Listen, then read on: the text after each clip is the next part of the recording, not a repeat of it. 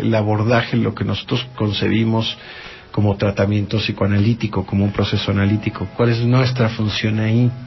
Sí, y nuestra función ahí, en primer lugar, no es, por ejemplo, moralizar, satanizar, sentenciar a muerte este tipo de problemas subjetivos, para empezar, ¿no? Entonces ahí podríamos decir, en términos sociales y éticos, que el tratamiento que nosotros hacemos en ningún momento le quita la dignidad, ¿sí?, al sujeto, que es, por lo que nosotros sabemos, algo que de primera instancia está retirado. Hablábamos hace un momento de la manera tan salvaje, ¿sí?, que se puede ejecutar,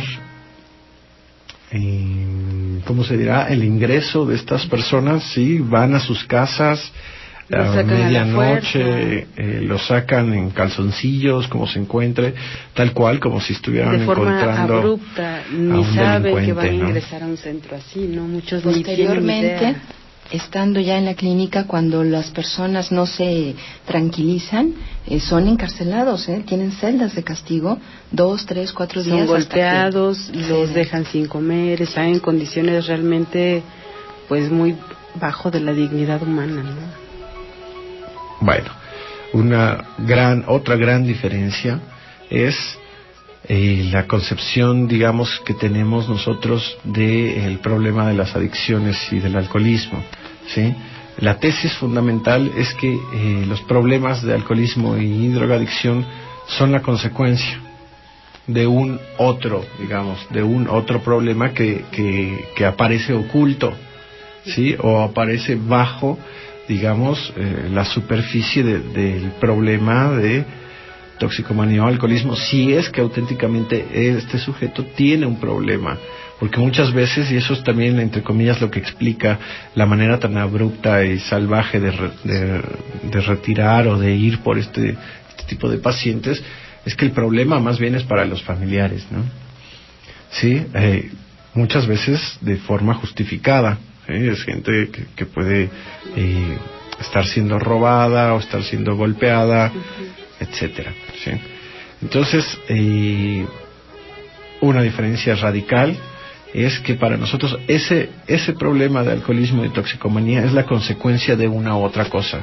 Entonces el tratamiento del psicoanálisis va a descubrir, va a buscar, digamos, cuál es esa otra cosa, cuál es ese otro problema, ¿sí?, que es el causante de que este individuo, este sujeto, se haya refugiado o haya creado una relación con el mundo a través de su problema de adicción, ¿sí? O sea, lo que vemos ahí es que el sujeto, más allá de que si esté enfermo o no, como lo quieren catalogar, ¿sí?, si tiene dignidad o no, si tiene esperanzas o no, se trata de que ese sujeto ha reducido su relación con el mundo, ¿sí?, a través de su adicción. Entonces, eso para nosotros ya es un indicio, ¿sí?, de que el sujeto se encuentra en una problemática y en un refugio, pero que hay poca escucha, ¿sí?, hay poca diálogo con el otro. Eso es un rasgo propio de las toxicomanías fuertes. Si la relación con el otro empieza a disminuirse o a desaparecer, ¿sí?, el otro, la demanda del otro también empieza a debilitarse, ¿sí? Entonces, lo que nosotros podemos decir también es que en las primeras sesiones es posible localizar ese otro problema, ¿sí?, y nosotros estaremos haciendo una promesa, digamos, terapéutica, de que este tipo de casos pueden resolverse muy pronto, ¿sí? Estamos hablando de pasando 5 o 6 sesiones, estaríamos ya vislumbrando la dirección a seguir. Ajá. Eso que acabas de decir es muy, muy importante, porque siempre se tiene la idea o la concepción de que un tratamiento psicoanalítico, aparte de largo y costoso, pues los resultados por el tratamiento largo se espera que ver resultados a muy largo plazo, ¿no? Cuando sin embargo nos estás diciendo que se empiezan a ver resultados a corto plazo, y eso es muy bueno que el auditorio lo tenga muy claro. Es más, hasta podríamos decir que desde la primera entrevista el sujeto va a encontrar una respuesta distinta, ¿sí? Porque va a encontrarse con un analista. El analista, por su formación y por su análisis, sí tiene una concepción del otro distinta, ¿sí? Digamos, tiene una disposición amorosa con el otro, más que moral. Entonces, los efectos son desde la primera sesión, pero podemos decir que si un sujeto sigue un proceso analítico, claro que va a resolver, y no solamente resolver, sino entender por qué llegó ahí. En la medida en que el sujeto le va dando una lectura analítica a su padecimiento, que puede iniciar así, diciendo, yo no quería venir, pero me obligaron. Eso que él va a decir al respecto de que lo obligaron, nos va a dar a nosotros las pautas para ir desglosando qué es lo que está de fondo. Eso otro que acabas de decir también es bien importante, porque también muchos creen de que dicen, es que los psicoanalistas se sientan en su consultorio y dicen, yo no atiendo a nadie, que me traigan, tiene que venir por sí mismo, ¿no? Cuando también es de alguna manera un mito esto. Sí, bueno, nosotros es evidente en los casos de los niños, como cuando trabajamos con niños, es inevitablemente necesario que los padres lo traigan, ¿no? A veces ese es un problema, ¿no? El que los niños no pueden venir solos, ¿no? Porque los padres a veces cuando no encuentran las expectativas mágicas, así como que el niño llevan al analista al niño para que ya saque buenas calificaciones o para que ya sea excelente, y eso Cambie no se cumple. Vamos, el psicoanálisis no se dedica a hacer en ese sentido magia, ¿no? Sino a trabajar qué es lo que el niño está padeciendo, ¿sí? Y sépanlo de ya. Generalmente los padecimientos de los niños atraviesan las figuras del padre, de la madre, de la abuela, es decir, sus compañeros cercanos, ¿no? La gente con la que hace lazo social. Y bueno, y por el otro lado también aclarando muy rápidamente la duración de un proceso analítico a fondo, que es cuando sí podemos decir que puede llevar mucho tiempo, es sobre todo con el propósito de venir analista. La gente que ha entrado en un proceso analítico y ha incorporado el análisis a su vida, en términos generales está apuntando a devenir analista, ¿sí? El proceso analítico te va creando una manera de vivir tu relación con el inconsciente distinta, ¿sí? El sujeto va asumiendo que requiere de ese espacio para seguir viviendo analíticamente. Por eso puede continuar su análisis más allá de las expectativas terapéuticas o más allá de haber resuelto las demandas terapéuticas por las cuales llegó en un inicio, ¿sí? Es decir, hay análisis que cambian de giro de manera radical, ¿no? Y la razón por la que llegó en un inicio no es más por la que continúa, ¿no? Entonces, esto hasta llegar, digamos, a devenir, a un final de análisis, devenir analista, y bueno, la relación con el análisis en esos casos pues continúa, porque ahora será la relación con los otros analistas, sí, con los analizantes que empiece a atender. Es decir, el psicoanálisis no es algo que pretenda ser provisional, ¿sí? En términos generales no es así. Claro que hay demandas terapéuticas muy específicas y el psicoanálisis también las atiende.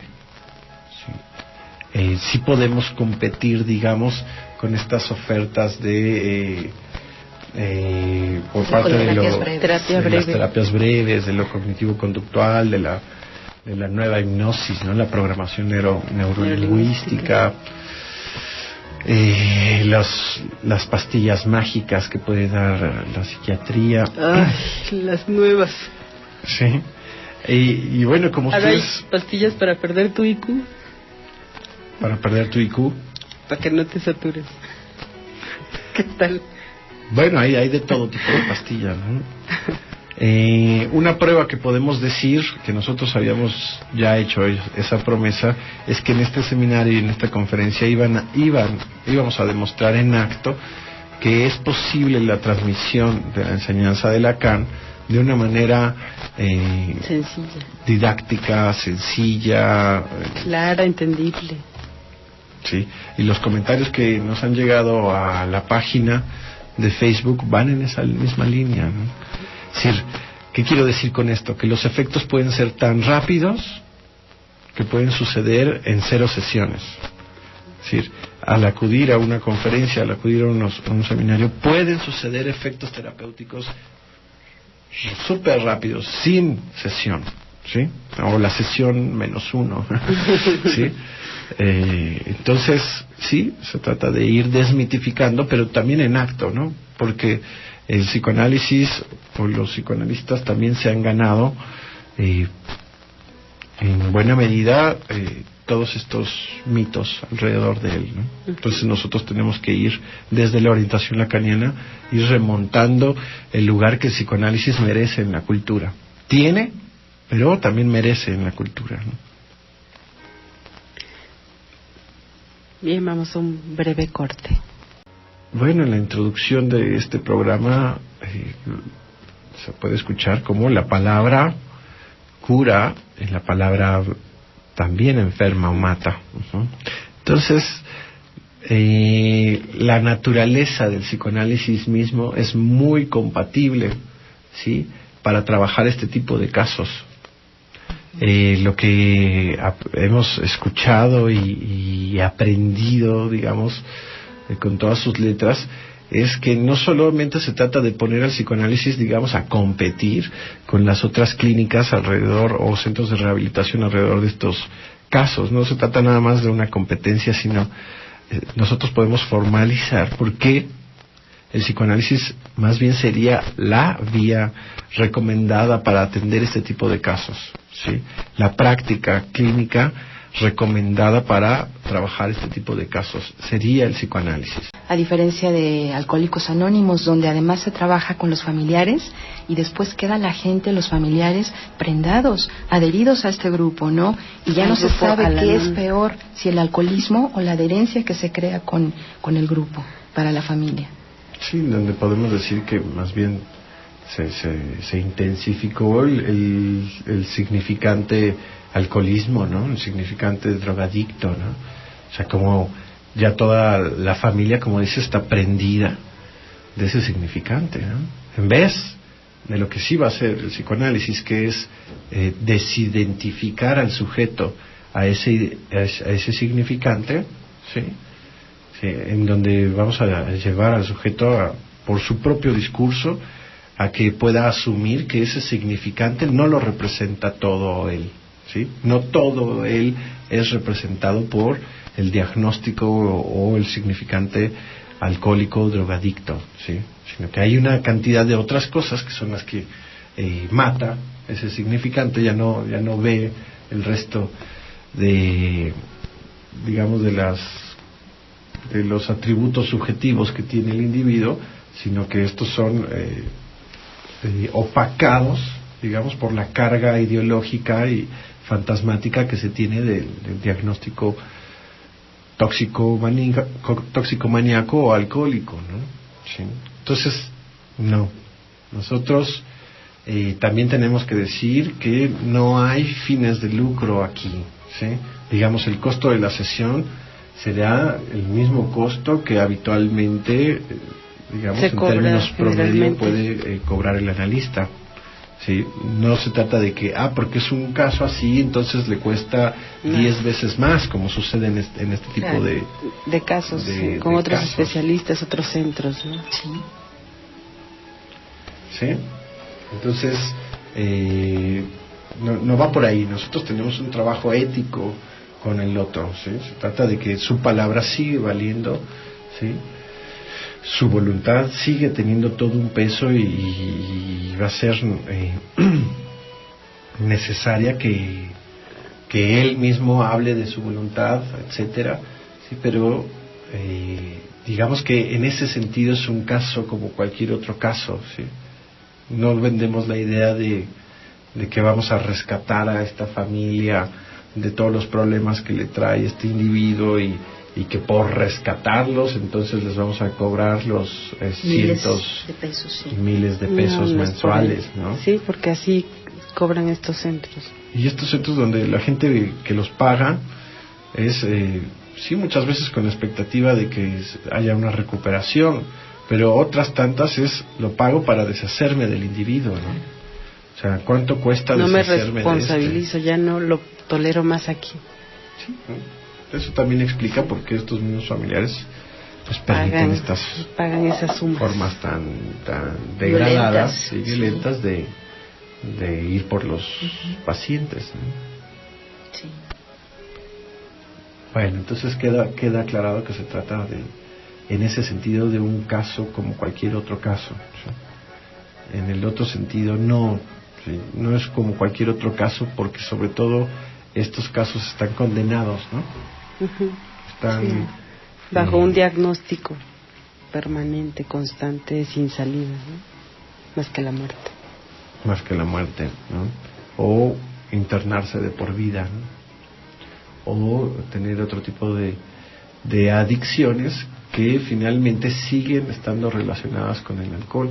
Lo que veíamos en relación a estos centros de Alcohólicos Anónimos es que, y los comparábamos con tratamientos religiosos que en una de esas pueden dar una salida, pero que finalmente no dejan de estar utilizando el sentimiento de culpa, ¿sí?, que pueden provocar o que pueden tener ya los pacientes para introducir un discurso religioso que lo lleve a una serie de fórmulas en donde se trata de renunciar, ¿sí?, de prometer nunca jamás volver a tomar una gota de alcohol, ¿sí? No se trata de privarse, uh-huh, ¿sí?, digamos de la posibilidad de tomar una copa, ¿sí?, uh-huh, sino se trata de que sepa sobre todo cuál era la función que tenía, digamos, la gravedad de su problema de adicción, ¿sí?, cuál era la función que tenía inconscientemente para él, ¿sí? Muchas veces ni siquiera el paciente sabe cuál es la función, ¿sí? Otras veces sí lo sabe y lo declara, ¿no? Dice, mi función es que con todo esto yo me alcanzo a apartar de una cantidad de expectativas que se tienen, de responsabilidades, ¿sí? Con esto me duele menos, ¿no? Con esto puedo soportar mejor la realidad, etcétera. Pero nosotros, parte de lo que hacemos es localizar la función que tiene esta problemática para el individuo. Uh-huh. Entonces podemos ir avanzando un poco. En la medida en que se despeja esa función, en la medida en que se hace consciente y se empieza a analizar, curiosamente la necesidad de la adicción se debilita. ¿Sí? Entonces, bueno, aquí evidentemente no hay un solo por hoy, no hay 12 pasos, lo que hay es una responsabilidad del paciente. Y esa es la gran diferencia. Esa es la gran diferencia, y que hemos dicho también que esa responsabilidad de la que habla Rosalba es la que queda encubierta con este tipo de diagnósticos que le hacen suponer al sujeto que se trata de una enfermedad, así como de un bicho raro que tal vez adquirieron genéticamente, ¿no? Porque el abuelo también era bueno para beber. Claro. Entonces, bueno, se queda en una cuestión genética, ¿sí? Si se trata de una enfermedad que además es incurable, pues, entonces nada puedo hacer. No tengo nada que ver con eso, ¿no? Le borran de lleno su responsabilidad. Y lo mismo sucede cuando se apegan a lo religioso, donde, bueno, pues yo no soy responsable. Ahora, ¿cuál es el problema de que pierdan la responsabilidad subjetiva? Que el costo es muy alto, ¿sí? No solamente en términos económicos, sino en la manera en cómo él va a ser tratado, él va a ser visto, va a ser estigmatizado, uh-huh, ¿sí? El costo de seguir, digamos, de hacer de esos otros los responsables de su devenir o de su cura, ¿sí? Es muy alto, ¿sí? El sujeto siempre va a estar encasillado. Deja de ser, es el alcohólico, es ¿Sí? el que no va a las fiestas, el que... Es el tío alcohólico que ponen como mal ejemplo a los sobrinos, a toda la familia, ¿no? ¿Quieres terminar como el así? tío? Claro. Sí, es el señalado, ¿no? Sí. Y esos costos son muy altos, ¿no? Entonces, todo consumidor sabe de su responsabilidad al respecto. Lo sabe. Es cuestión de que se anime a hablarnos de eso. ¿Sí? Muchas veces ellos se cubren, ¿no? O velan su propio saber, su propia responsabilidad. Hacen uso de estos diagnósticos para que el otro no se dé cuenta de que él sabe, de que él es consciente de su responsabilidad, pero que esa conciencia no necesariamente es garante de que él sepa qué hacer con toda esa problemática. ¿Sí? ¿No? El sujeto está enredado, puede estar realmente enredado, ¿no? Como decía el nombre del seminario, puede estar en un laberinto que aparece como que no tiene salida, que están estas ofertas por parte de la medicina o de estos centros de rehabilitación que les hacen suponer que solamente existe una salida que es universal y que ellos la tienen. Nosotros, y salida entre comillas porque no tiene cura. Exactamente, entre comillas. Nosotros lo que decimos es que la salida está hecha a la medida del sujeto, que no se puede universalizar, que es caso por caso, claro. y que ya está dada, digamos, las pistas de la salida del laberinto. El sujeto, aunque él no sepa que las tiene. Y con una escucha analítica nosotros podemos ir detectando esas pistas, analizándolas, haciéndolas conscientes y acompañamos en ese sentido a que el otro, el paciente, el analizante, haga esa rectificación subjetiva y libere, digamos, el deseo que está atascado, digamos, está encubierto en estas formas de goce exhaustivas, ¿sí? Entonces, en la medida en que vamos despejando eso, el deseo mismo del sujeto va apareciendo y es el que nos va a indicar la salida. ¿Sí? Se trata, en ese sentido, de una reinstalación del deseo en el sujeto, ¿sí? Se trata de, ¿por qué no? Sí, postergar la satisfacción pulsional que le brinda la adicción para no posponer, ¿sí?, su relación con el deseo, con su deseo inconsciente. ¿Sí? Por un lado posponemos y por el otro lado dejamos de posponer su relación con el deseo, precipitamos su relación con el deseo.